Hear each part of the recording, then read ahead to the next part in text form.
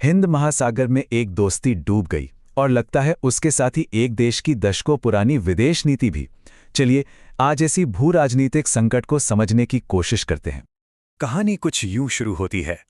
हिंद महासागर में एक दोस्त देश के जंगी जहाज पर हमला हो जाता है और उसका जो सबसे शक्तिशाली पड़ोसी है वो कुछ नहीं करता, एकदम चुप। यही वो सवाल है जो इस पूरी कहानी के बिल्कुल सेंटर में है।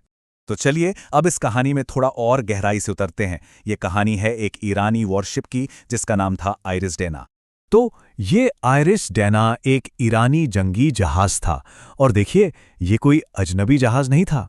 अरे ये तो अभी अभी भारत आया था विशाखापत्तनम में मिलन 2026 नेवल एक्सरसाइज में हिस्सा लेने, और इंडियन नेवी ने बाकायदा एक दोस्त की तरह इसका जोरदार स्वागत किया था।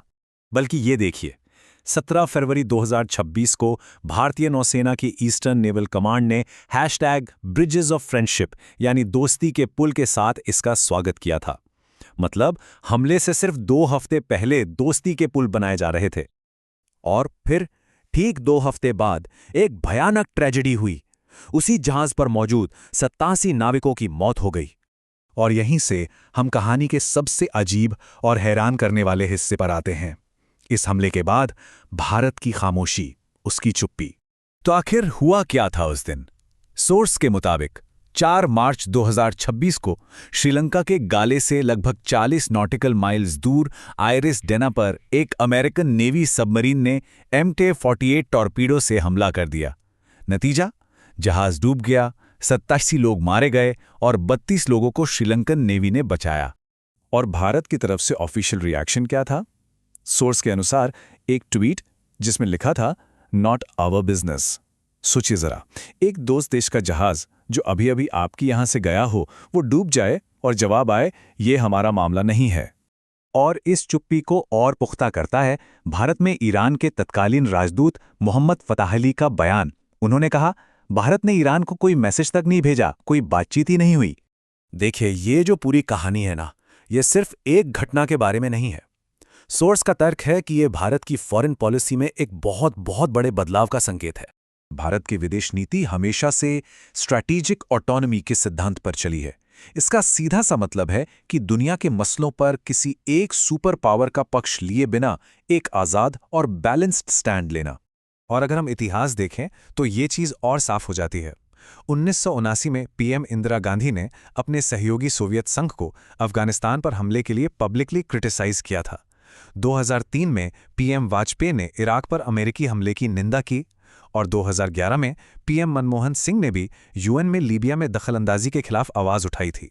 एक पैटर्न था। तो अब ये बदलाव कैसा दिखता है? सोर्स के मुताबिक जहां भारत का स्टैंड पहले बैलेंस्ड और नैतिक हुआ करता था, वहीं अब वो अमेरिका और इजराइल का पक्ष लेता दिख रहा है।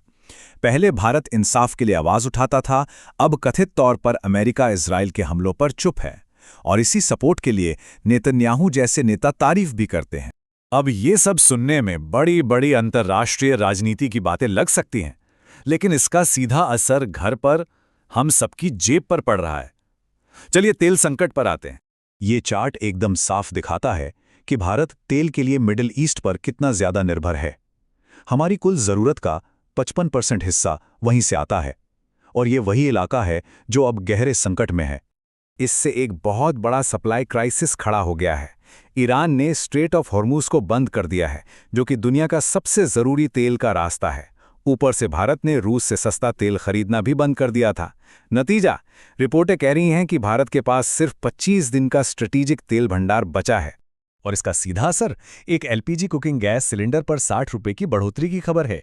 ये इस जियोपॉलिटिकल संकट का सीधा असर है जो हर घर के बजट पर पड़ रहा है।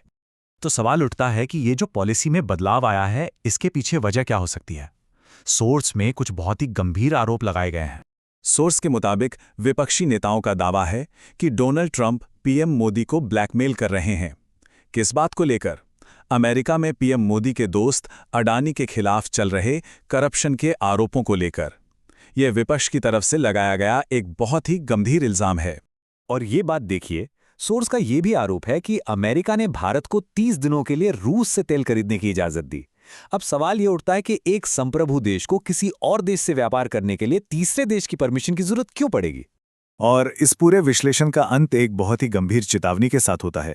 सोर्स इस बात की चेतावनी देता है कि कहीं इराक और सीरिया वाली CIA की पुरानी चालें दोबारा तो नहीं चली जा रही हैं, जिसके कारण आईसिस जैसा आतंकी संगठन पैदा हुआ था। तो ये सब हमें एक आखिरी, सोचने पर मजबूर करने वाले सवाल पर लाकर छोड़ देता है। किसी देश की चुप्पी की असली कीमत आखिर होती क्या है?